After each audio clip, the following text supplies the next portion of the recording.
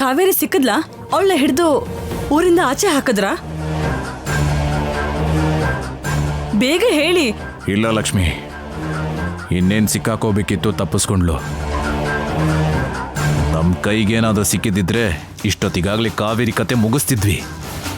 Just miss ಆಗ್ಬಿಟ್ಲು. ಅಯ್ಯೋ, ಏನ್ ಅಗ್ನಿದೇವರೇ ಹೀಗಾಗೋಯ್ತು?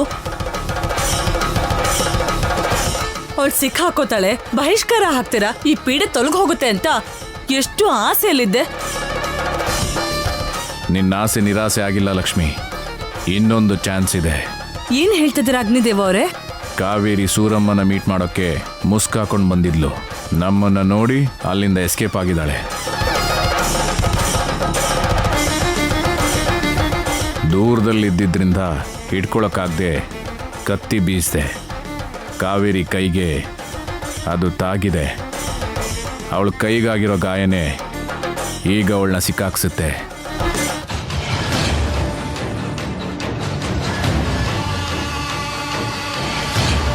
ಲಕ್ಷ್ಮಿ, ಇವಾಗ ನಾವು ನಿಮ್ಮನೆಗೆ ಹೊರಟಿದ್ದೀವಿ. ಅಷ್ಟರಲ್ಲಿ ಏನಾದರೂ ಕಾವೇರಿ ಬಂದ್ರೆ ಅವಳ ಕೈಯಲ್ಲಿ ಗಾಯ ಆಗಿದೆಯೋ ಇಲ್ವೋ ಅಂತ ಒಂದ್ಸಲ ಗಮನಿಸು. ಕಾವೇರಿ ಕೈಯಲ್ಲಿ ಗಾಯ ಏನಾದರೂ ಆಗಿದ್ರೆ ಸೂರಮ್ಮನ್ನ ಮೀಟ್ ಮಾಡಕ್ ಹೋಗಿದ್ದು ಕಾವೇರಿನೇ ಅನ್ನೋದು ನಮಗ್ ಕನ್ಫರ್ಮ್ ಆಗತ್ತೆ. ಒಂದ್ ವೇಳೆ ಗಾಯ ಇಲ್ಲ ಅಂದ್ರೆ ಅದು ಕಾವೇರಿ ಅಲ್ಲ ಅಂತ ಅರ್ಥ. ಹಾಗೆ ಮಾಡ್ತೀನಿ ವೈದಿಕ ಅವರೇ. ನೋಡು, ನನ್ನ ಅಂದಾಜಿನ ಪ್ರಕಾರ ಅದು ಖಂಡಿತವಾಗ್ಲೂ ಕಾವೇರಿನೇ. ಇವತ್ತು ಅವಳೋ ನಾವೋ ನಿರ್ಧಾರ ಆಗ್ಲೇಬೇಕು.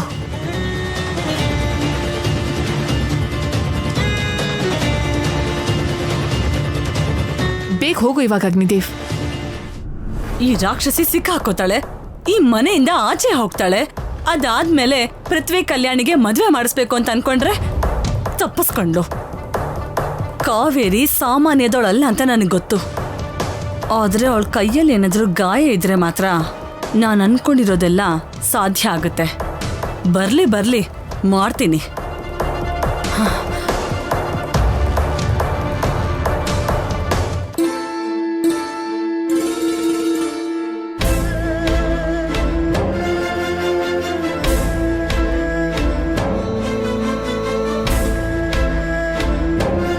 ಕಾವೇರಿ, ಬಂದ್ಯಮ್ಮ? ಹೋಗುವಾಗಿದ್ದು ಸಂತೋಷ ಬಂದ್ಮೇಲಿಲ್ವಲ್ಲಮ್ಮ? ಏನಮ್ಮ, ಸೂರಮ್ಮ ಏನಂದ್ಲು? ನಿಮ್ ತಂದೆ ತಾಯಿ ಬಗ್ಗೆ ವಿಷಯ ಗೊತ್ತಾಯ್ತಾ? ಗೊತ್ತಾಗ್ಲಿಲ್ಲ ಅಜ್ಜಿ. ಆ ಅಗ್ನಿದೇವ ಅವ್ರು ಬಂದು ಎಲ್ಲ ಹಾಳು ಮಾಡ್ಬಿಟ್ಟ. ಆ ಸೂರಮ್ಮನ್ಗೂ ಜೋರಾಗಿ ಹೊಡೆದ್ಬಿಟ್ಟ. ಆಮೇಲೆ ಅಲ್ಲಿಂದ ನಾನು ತಪ್ಪಿಸ್ಕೊಂಡ್ ಬಂದೆ. ಅಷ್ಟಕ್ಕೂ ನೀನ್ ಸೂರಮ್ಮನ ಭೇಟಿಯಾಗೋ ವಿಷಯ ಆ ಅಗ್ನಿದೇವನ್ಗೆ ಹೇಗ್ ಗೊತ್ತಾಯ್ತು ಕಾವೇರಿ? ಅದೇ ನನ್ಗೂ ಅರ್ಥ ಆಗ್ತಿಲ್ಲ ಅಪ್ಪ. ನಾನು ಸೂರಮ್ಮನ ಭೇಟಿಯಾಗೋ ವಿಷಯ ಅವ್ರಿಗೆ ಯಾರು ಹೇಳಿದ್ರು ಅಂತ ಗೊತ್ತಾಗ್ತಿಲ್ವಲ್ಲ. ಏನಮ್ಮ ಕಾವೇರಿ, ಊರ್ ಸುತ್ತೋದಾಯ್ತಾ? ಇತ್ತೀಚೆಗೆ ಇಷ್ಟ ಬಂದ ಹಾಗೆ ಆಡ್ತಿದ್ಯಾ? ಮನೆಯಲ್ಲಿ ದೊಡ್ಡೋರಿದ್ದಾರೆ, ಅವ್ರಿಗೆ ಹೇಳಿ ಹೋಗ್ಬೇಕಂತ ಗೊತ್ತಾಗಲ್ವಾ? ನಮಗ್ ಹೇಳ್ಬಿಟ್ಟು ಹೋದ್ಲು ಲಕ್ಷ್ಮಿ. ಮಹಾದೇವಿ ಅವರೇ, ಈ ಕಾವೇರಿಗೆ ಊಟ ಹಾಕಿ ಸಾಕ್ತಾ ಇರೋದು ನಾನು. ನನಗೆ ಹೇಳ್ಬಿಟ್ಟು ಹೋಗ್ಬೇಕಂತ ಗೊತ್ತಾಗಲ್ವಾ? ನಿಮಗೆ ಹೇಳಿದ್ರೆ ಸಾಕಾ? ನೀವಾದ್ರೂ ನನಗೆ ಹೇಳಿದ್ರ ಕಾವೇರಿ ಹೇಳಿ ಹೋಗಿದ್ದಾಳೆ ಅಂತ?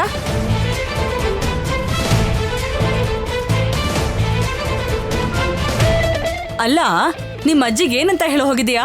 ಎಲ್ಲಿಗೆ ಹೋಗಿದ್ದೆ? ಇನ್ನೆಲ್ಲಿಗೆ ಹೋಗ್ತೀನಿ ಅತ್ತೆ? ಗೌರಮ್ಮನ ಹತ್ರ ಹೋಗಿದ್ದೆ. ಬೆಳಿಗ್ಗೆನೆ ಹೋಗ್ಬೇಕು ಅಂತ ಅನ್ಕೊಂಡಿದ್ನಲ್ಲ. ಆ ಲಾಯರ್ ಬಂದು ಜಗಳ ಆಗಿದ್ದಕ್ಕೆ ನನಗೆ ಹೋಗಕ್ಕಾಗ್ಲಿಲ್ಲ. ಅದಕ್ಕೆ ಇವಾಗ ಹೋಗಿ ಬಂದೆ. ಪೃಥ್ವಿಗೆ ಹೇಳಿದ್ರೆ ಕರ್ಕೊಂಡು ಹೋಗ್ತಾ ಇದ್ದ ಅಲ್ವಾ? ವಕೀಲ್ ಸಾಹೇಬ್ರು ನನ್ನ ಮೇಲೆ ತುಂಬಾನೇ ಕೋಪ ಮಾಡ್ಕೊಂಡಿದ್ದಾರೆ. ಅಂಥದ್ರಲ್ಲಿ ಕೇಳಿ ಸುಮ್ಮನೆ ಯಾಕೆ ತೊಂದರೆ ಅಂತ ಅವ್ರನ್ನ ಕೇಳಲಿಲ್ಲ ಅತ್ತೆ.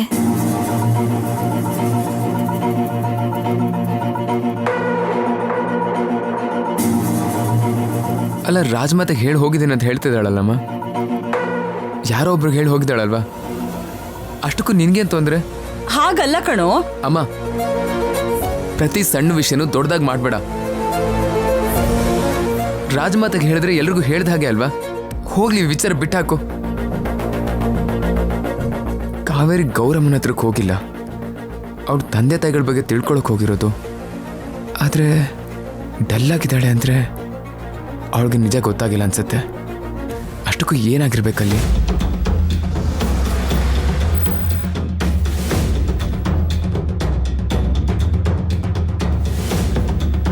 ಇವ್ರು ಯಾಕೆ ಇಲ್ಲಿಗೆ ಬರ್ತಿದ್ದಾರೆ? ಹಾ, ಇಲ್ಲಿಂದ ಹೋಗಕ್ಕೆ ಹೇಳಿ.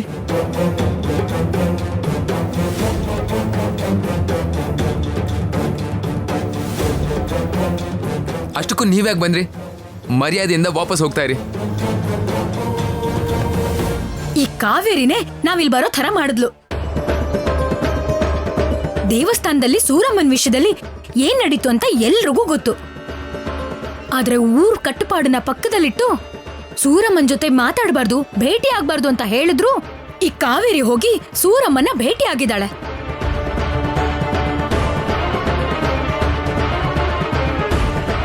ಈ ಸೂರಮ್ಮ ಯಾರು ಕಲ್ಯಾಣಿ? ಅವ್ರನ್ನ ನಾನ್ಯಾಕೆ ಭೇಟಿ ಮಾಡ್ತೀನಿ?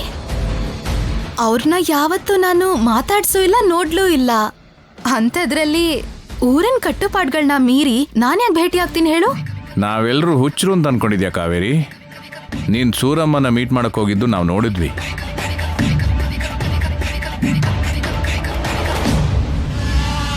ಸೂರಮ್ಮನ ಯಾರು ಭೇಟಿ ಆಗ್ಬಾರ್ದು ಅಂತ ನೀವೇ ಬಹಿಷ್ಕಾರ ಹಾಕಿದ್ರಲ್ವಾ? ಮತ್ತೆ ಸೂರಮ್ಮನ ಭೇಟಿ ಆಗೋಕೆ ನೀವ್ಯಾಕೆ ಹೋಗಿದ್ರಿ?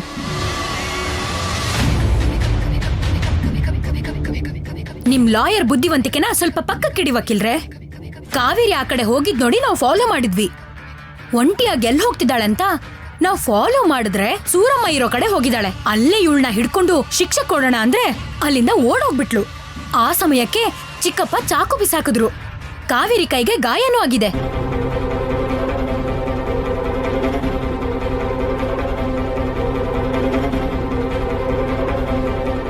ಭಗವಂತ, ಕಾವೇರಿ ಸಿಕ್ಕಾಕೊಂಡಿದ್ದಾಳೆ. ನೀನೇ ಹೇಗಾದ್ರೂ ಕಾಪಾಡಬೇಕು ದೇವ್ರೆ.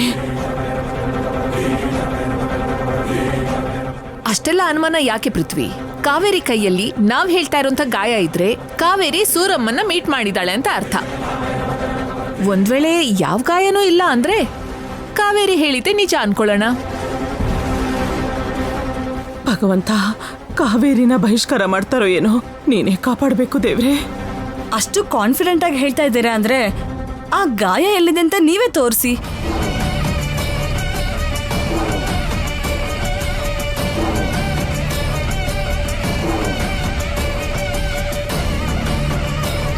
ಇಲ್ಲಿ ನೋಡು ಕಲ್ಯಾಣಿ, ನೀವ್ ಹೇಳ್ದ ಹಾಗೆ ನಾನು ಯಾರನ್ನೂ ಭೇಟಿ ಆಗಕ್ ಹೋಗ್ಲಿಲ್ಲ. ಅಂದ್ಮೇಲೆ ಭಯ ಯಾಕೆ? ನಿನ್ ಕೈ ತೋರ್ಸು.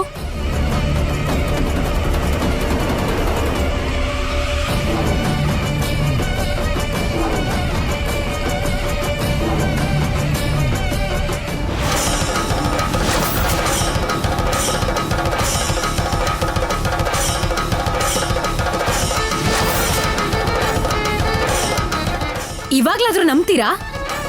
ಅಯ್ಯೋ ಅಯ್ಯೋ, ಎಷ್ಟು ಸುಳ್ಳು ಹೇಳ್ತೀಯೇ. ಗೌರಮ್ಮ ನೋಡಕ್ ಹೋಗಿದ್ದೆ ಅಂತ ಹೇಳಿ ಸೂರಮ್ಮ ನೋಡಕ್ ಹೋಗಿದ್ಯಾ?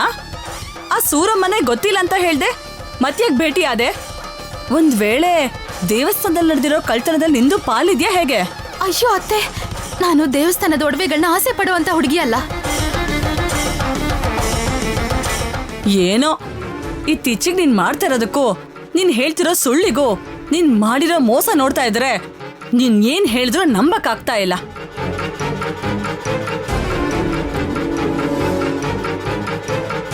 ನಿಜ ನಿರ್ಧಾರ ಆದ್ಮೇಲೆ ಮಾತಾಡೋದಕ್ಕೆ ಏನಿದೆ ಲಕ್ಷ್ಮಿ? ಊರಿನ ಕಟ್ಟುಪಾಡಿನ ಪ್ರಕಾರ ಕಾವೇರಿನ ಈ ಊರಿಂದ ಓಡಿಸಿದ್ರೆ ಸರಿ ಹೋಗತ್ತೆ. ದೇವ್ರ ಹಾರನ ಕದ್ದಿರೋ ಕಾರಣಕ್ಕೆ ಸೂರಮ್ಮನ್ನ 1 ವರ್ಷಗಳ ಕಾಲ ಊರಿಂದ ಬಹಿಷ್ಕಾರ ಹಾಕ್ತಿದ್ದೀನಿ. ನನಗೆ ಕಳ್ತನ ಮಾಡಿಲ್ಲಮ್ಮ. 1 ವರ್ಷದ ಕಾಲ ನೀನ್ ಯಾರ ಜೊತೆನೂ ಮಾತಾಡಬಾರ್ದು. ನಿನ್ನ ಹತ್ರನೂ ಯಾರು ಮಾತಾಡಬಾರ್ದು. ಪಾಪ ಏನೋ ತಪ್ಪು ಮಾಡ್ಬಿಟ್ಟಿದ್ದಾಳೆ. ಸೂರಮ್ಮನ್ಗೆ ಕಾವೇರಿ ಹೆತ್ತವ್ರು ಯಾರು ಅಂತ ಗೊತ್ತು ಅಂತ ಅದನ್ನ ತಿಳ್ಕೋಬೇಕು ಅನ್ನೋ ಕಾತುರದಲ್ಲಿ ಆತ್ರಪಟ್ಟು ಹೋದ್ಲೇ ವಿನಃ ಬೇರೆ ಯಾವ ಉದ್ದೇಶನೂ ಇಲ್ಲಮ್ಮ. ಓಹೋ, ಅಂದ್ರೆ ಇವಳು ಸೂರಮ್ಮನ್ ಭೇಟಿ ಮಾಡಕ್ ಹೋಗಿರೋದು ನಿಮಗೂ ಗೊತ್ತಿತ್ತಾ ಮಹಾದೇವಿ ಅವರೇ? ಅಂದ್ರೆ ದೇವಸ್ಥಾನದಲ್ಲಿ ನಡೆದಿರೋ ಕಳ್ತನಕ್ಕೂ ನಿಮಿಗೂ ಸಂಬಂಧ ಇದೆಯಾ? ಏನ್ ಹೇಳ್ತಿದ್ಯಾ ಲಕ್ಷ್ಮಿ? ಕಳ್ತನ ಮಾಡೋಂಥ ಕರ್ಮ ನಮ್ಗೇನಿದೆ? ಅಮ್ಮ, ನೀನ್ ಏನ್ ಮಾತಾಡ್ತಾ ಇದೀಯ ಅಂತ ನಿನಗೆ ಗೊತ್ತಾ? ಪೃಥ್ವಿ, ಈಗ ಮಾತಾಡಿ ಟೈಮ್ ವೇಸ್ಟ್ ಮಾಡೋದ್ ಬೇಡ. ಇವಳು ಸೂರಮ್ಮನ ಭೇಟಿ ಮಾಡಿದ್ದಕ್ಕೆ ಸರಿಯಾದ ಶಿಕ್ಷೆನೇ ಆಗ್ಬೇಕು. ಇನ್ಯಾಕ್ ತಡ ಕಲ್ಯಾಣಿ? ನಮ್ಮ ಊರಿನ ಕಟ್ಟುಪಾಡಿನ ಥರ ಕಾವೇರಿನ ಹುಟ್ಟು ಬಟ್ಟೆಯಲ್ಲಿ ಬಹಿಷ್ಕಾರ ಹಾಕ್ಬೇಕು. ನೀನೇ ಅವಳು ಕತ್ತಿ ಹಿಡಿದು ಊರಿಂದ ಆಚೆ ಹಾಕು. ಇನ್ನೇನೆ ನೋಡ್ತಿದ್ಯಾ? ಬಾರೆ. ಊರಿನ ಕಟ್ಟುಪಾಡುಗಳನ್ನ ನಾವು ನಂಬೋ ಕಾರಣಕ್ಕೆ 1 ವರ್ಷದವರೆಗೂ ನೀ ಮನೆ ಹೊಸಲು ತುಳಿಬಾರ್ದು. ಕಾವೇರಿ, ಅಮ್ಮ ಕಾವೇರಿ. ನೀನ್ ಸೂರಮ್ಮನ ಮೀಟ್ ಮಾಡಿ ನಿಮ್ಮ ಅಪ್ಪ ಶಿವದೇವ ಅಂತ ತಿಳ್ಕೊಂಡು ರಾಜ್ಮಹಲ್ಗೆ ಯುವರಾಣಿ ಥರ ಕಾಲಿಟ್ಟು ನಮ್ಮನ್ನು ಹೊರಗಾಕಬೇಕು ಅಂತ ಅಂದ್ಕೊಂಡೆ. ನಾನು ಜೀವಂತವಾಗಿರೋವರೆಗೂ ಹಾಗೇಗೆ ನಡೆಯೋಕೆ ಬಿಡ್ತೀನಿ. ಅದಕ್ಕೆ ನಿನ್ನನ್ನು ಹೇಗೆ ಸಿಕ್ಕಾಕ್ಸ್ದೆ? ನಾನೇನು ಅನ್ಕೊಂಡಿದ್ನೋ ಹಾಗೆ ನಡೀತು. ಈಗ ನನ್ನ ಹೊಟ್ಟೆ ತಣ್ಣಗಾಯ್ತು. ಇವತ್ತು ಊಟ ಚೆನ್ನಾಗಿ ಇಳಿಯುತ್ತೆ, ಹಾಯಾಗಿ ನಿದ್ದೆ ಕೂಡ ಬರುತ್ತೆ. ಒಳ್ಳೆ ಕೆಲಸ ಮಾಡ್ದೆ. ಅವಳು ನೀ ಮನೆಯಿಂದ ಆಚೆ ಹಾಕಿ ತುಂಬಾ ಒಳ್ಳೆ ಕೆಲಸ ಮಾಡ್ದೆ. ಅವಳು ನಮ್ಮ ಮನೆ ಗಂಟಿರೋ ದರಿದ್ರ. ಅವಳನ್ನ ಆಚೆ ಹಾಕಿ ಒಳ್ಳೆ ಕೆಲಸ ಮಾಡ್ದೆ. ಹೋಗೋ, ಇನ್ಯಾವತ್ತು ನಮ್ಮ ಮನೆ ಕಾಲಿಡ್ಬೇಡ. ಹೋಗಿಲ್ಲಿಂದ, ಇನ್ಯಾವತ್ತೂ ಬರಬೇಡ.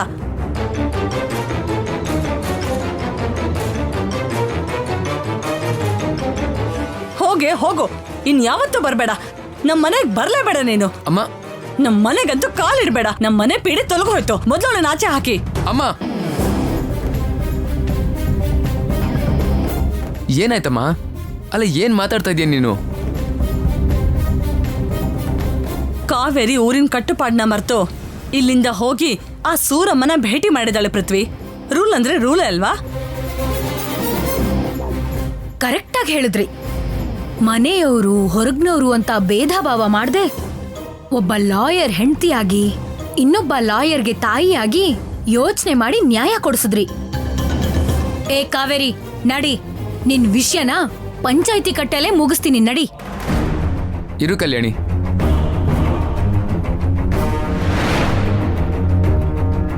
ನಿಮ್ ಪಾಡಿಗೆ ನೀವು ಬಂದ್ರಿ. ಕಾವೇರಿ ಕೈಲಿ ಏನೋ ಗಾಯ ಅಂತ ಹೇಳಿದ್ರಿ. ಅವಳ ಕೈಲಿ ಗಾಯ ಆಗಿತ್ತು ಅಂತ ಅವಳ ಊರಿಂದ ಆಚೆ ಹಾಕ್ತೆ ಅಂದ್ಬಿಟ್ಟು ಕರ್ಕೊಂಡು ಹೋಗ್ತಾ ಇದ್ದೀರಾ. ಅಷ್ಟಕ್ಕೂ ಆ ಗಾಯ ನೀವು ಹೇಳ್ದಾಗೆ ಆಗಿದೆ ಅನ್ನೋದಕ್ಕೆ ಏನ್ ಗ್ಯಾರಂಟಿ? ಅಷ್ಟಕ್ಕೂ ಕಾವೇರಿ ಸೂರಮ್ಮನ ಭೇಟಿಯಾಗೋದಕ್ಕೂ ಕಲ್ಯಾಣಿ ಕೈಯಿಂದ ಕಾವೇರಿ ಕೈ ಮೇಲೆ ಗಾಯ ಆಗೋದಕ್ಕೂ ಇರೋ ಉದ್ದೇಶ ಏನು? ಅಂದ್ರೆ ಕಾವೇರಿನ ಸಾಯಿಸ್ಬೇಕು ಅನ್ಕೊಂಡಿದ್ದೀರಾ? ಇದ್ಯಾಕೋ ಆ ಕಡೆ ಈ ಕಡೆ ಹೋಗಿ ನನ್ ಬುಡಕ್ಕೆ ಬರೋ ತರ ಇದೆಯಲ್ಲ. ಅಲ್ಲ ಕಾವೇರಿ, ನೀನಾದ್ರೂ ಆ ಗಾಯ ಹೇಗಾಯ್ತು ಅಂತ ಹೇಳ್ಬೇಕಲ್ವಾ? ನೀವು ಹೇಳ್ದಾಗೆ ಕಾವೇರಿ ಕೈಯಲ್ಲಿ ಏನೋ ಗಾಯ ಇದೆ, ಅದು ನಿಜಾನೇ. ಆ ಗಾಯ ಬೆಳಿಗ್ಗೆ ಮನೇಲಾಗಿದ್ದು.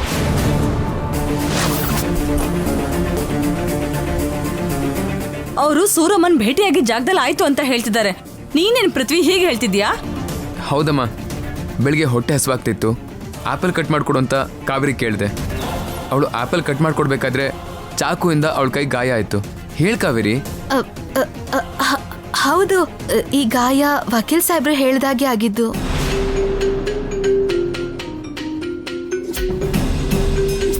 ಭಗವಂತ, ಕಾವೇರಿನ ಕಾಪಾಡು ಅಂದಿದ್ದಕ್ಕೆ ತನ್ನ ಗಂಡನೇ ಕಾಪಾಡ ಹಾಗೆ ಮಾಡಿದ್ಯಲ್ಲಪ್ಪ. ನೀನಿದ್ಯಾ ಸ್ವಾಮಿ, ನೀನಿದ್ಯಾ. ನಿನಗೆ ಆಪಲ್ ಕೊಟ್ಟಿದ್ದು ನಾನಲ್ವಾ ಪೃಥ್ವಿ? ಮತ್ತೆ ಹಸುವಾಗ್ತಿತ್ತು ಅಂತ ಕಾವೇರಿನ ಕೇಳಿದ್ದೆ ಅಮ್ಮ. ನೋಡಿ, ಕಾವೇರಿ ಕೈ ಮೇಲೆ ಗಾಯ ನನ್ನ ಕಣ್ಮುಂದೆನೇ ಆಗಿದ್ದು. ಅದಕ್ಕೆ ನಾನೇ ಸಾಕ್ಷಿ.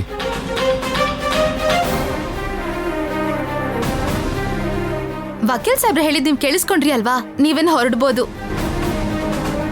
ಸರಿ, ನಾವೇ ತಪ್ಪು ತಿಳ್ಕೊಂಡ್ವಿ. ಬಾ ಕಲ್ಯಾಣಿ, ಬಾ. ಇವತ್ತೇನೋ ಈ ಪೃಥ್ವಿ ಸಹಾಯದಿಂದ ಉಳ್ಕೊಂಡೆ, ಆದ್ರೆ ನಾನ್ ಮಾತ್ರ ಇವಳನ್ನ ಸುಮ್ನೆ ಬಿಡಲ್ಲ. ಬನ್ನಿ ಚಿಕ್ಕಪ್ಪ. ಹೋಗಿ ನಿಂತ್ಕೊಳ್ಳಿ. ಇವತ್ತು ಸಂಜೆ ನಾವೆಲ್ಲರೂ ಒಟ್ಟಿಗೆ ಗೌರಮ್ಮನ ನೋಡೋಕೆ ಹೋಗ್ಬೇಕು. ಇನ್ವೆಸ್ಟಿಗೇಷನ್ ಶುರು ಮಾಡಬೇಕು. ಈ ಕೇಸ್ ವಿಚಾರ ಕೂಡ ಇವತ್ತೇ ಮುಗ್ದು ಹೋಗ್ಬೇಕು. ಓಕೆ ಲಾಯರ್ ಅವರೇ.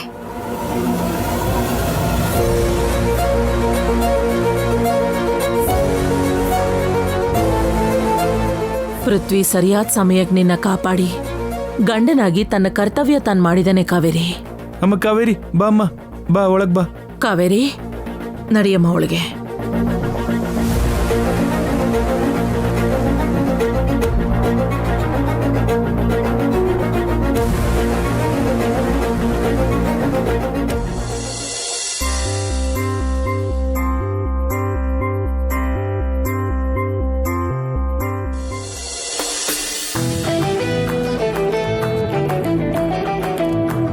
ವಕೀಲ್ ಸಾಹೇಬ್ರೆ,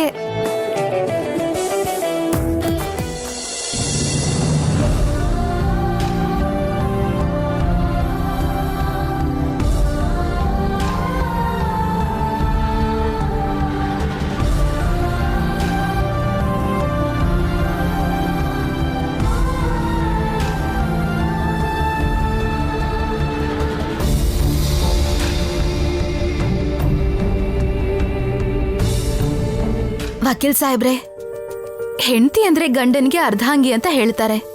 ಅದನ್ ಏನೋ ಅನ್ಕೊಂಡಿದ್ದೆ, ಅದು ನಮ್ ವಿಷಯದಲ್ಲಿ ನಿಜ ಆಯ್ತು.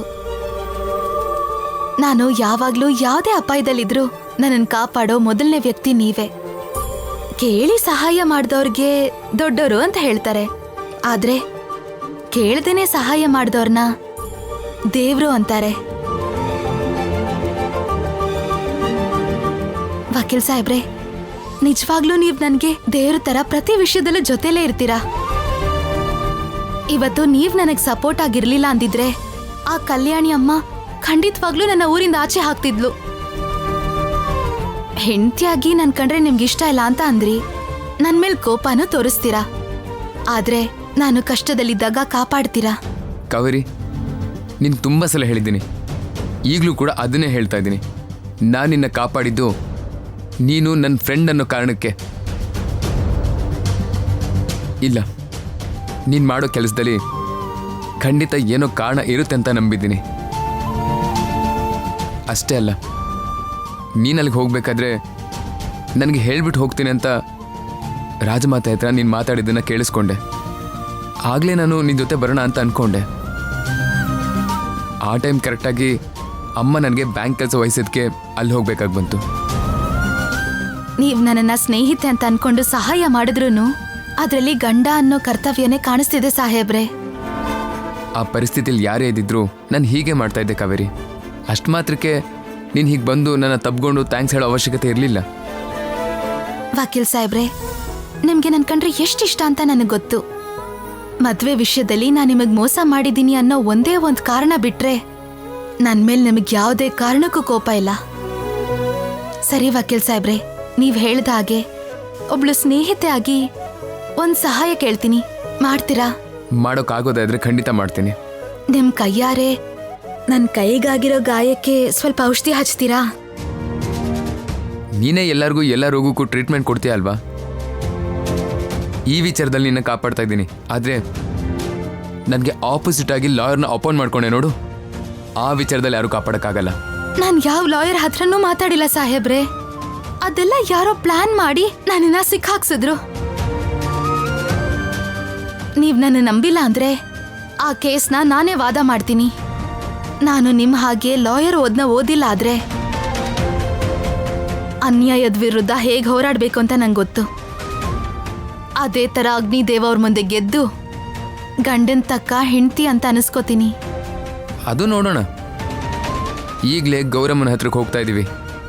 ಗೌರಮ್ಮ ಕೋಮಾಗ ಹೋಗಿಲ್ಲ ಅಂತ ಗೊತ್ತಾದ್ರೆ ಮಾತ್ರ ನಿಮ್ಮನ್ನ ಯಾರು ಕಾಪಾಡಕ್ಕಾಗಲ್ಲ ಕಾವೇರಿ. ಗೌರಮ್ಮ ಏನ್ ಮಾಡ್ತಿರ್ತಾಳೋ ಹುಷಾರಾಗಿರಕ್ ಹೇಳ್ಬೇಕು, ಇಲ್ಲಾಂದ್ರೆ ವಕೀಲ್ ಸಾಹೇಬ್ರ ಹತ್ರ ಸಿಕ್ಕಾಕೋತೀವಿ. ಸರಿ ವಕೀಲ್ ಸಾಹೇಬ್ರೆ, ಅನ್ಯಾಯಕ್ಕೆ ಆ ನ್ಯಾಯ ದೇವತೆನೂ ಸಹಾಯ ಮಾಡಲ್ಲ. ನೀವೇನೇ ಮಾಡಿದ್ರು ಕೊನೆಗೆ ನಿಮ್ ಕೋರ್ಟು ನ್ಯಾಯದ ಪರವಾಗೇ ನಿಲ್ಲತ್ತೆ. ಯಾವ್ದ್ ನ್ಯಾಯ ಯಾವ್ದ್ ಅನ್ಯಾಯ ಅಂತ ಯೋಚನೆ ಮಾಡೋ ಹಾಗೆ ಮಾಡತ್ತೆ.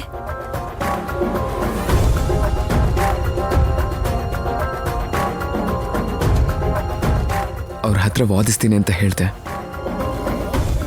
ಅವ್ರು ಹೇಳಿದ ನಿಜನೋ ಸುಳ್ಳು ಹಾಸ್ಪಿಟಲ್ಗೆ ಹೋಗಿ ತಿಳ್ಕೊಬೇಕು.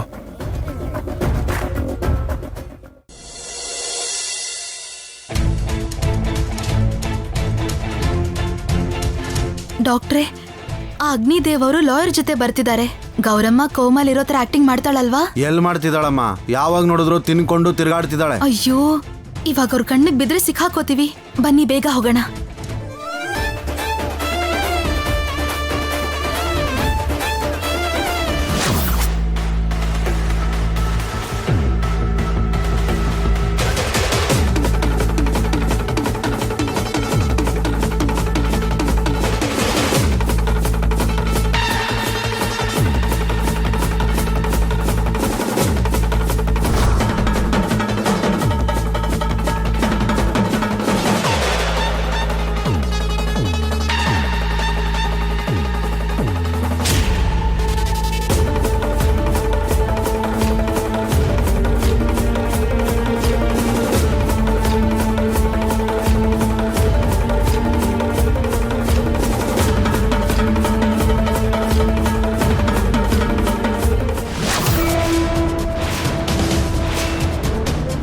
ಗೌರಮ್ಮ ನೋಡ್ತಾ ಇದ್ರೆ ಕೋಮದಲ್ಲೇ ಇರೋ ಹಾಗಿದೆ.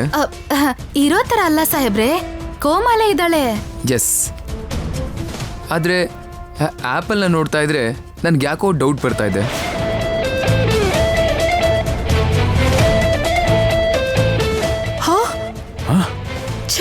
ಈ ಆಪಲ್ನ ಹೊರಗೆಸಬೇಕಿತ್ತು, ಅನಾವಶ್ಯಕವಾಗಿ ಸಿಕ್ಕಾಕೊಂಡ್ಬಿಟ್ಟೆ.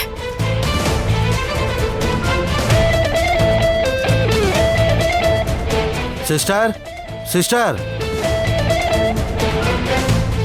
ನಿಂಗೆ ಎಷ್ಟಲ್ಲಿ ಹೇಳಬೇಕು ಪೇಷಂಟ್ ಮುಂದೆ ತಿಂದಿರೋ ಆಪಲ್ ಇಡಬಾರ್ದು ಅಂತ? ಯಾವ ಪೇಷಂಟ್ ಹತ್ರ ಹೋದ್ರೂ ಕೂಡ ಹೀಗೆ ಮಾಡ್ತೀಯಾ? ಇಲ್ಲ ಡಾಕ್ಟರ್, ಕೋಮಾದಲ್ಲಿರೋ ಪೇಷಂಟ್ ಅಲ್ವಾ, ಆಪಲ್ ತಿನ್ನಲ್ಲ ಅಂತ ಆ ಧೈರ್ಯದಲ್ಲೇ ಇಟ್ಟೆ.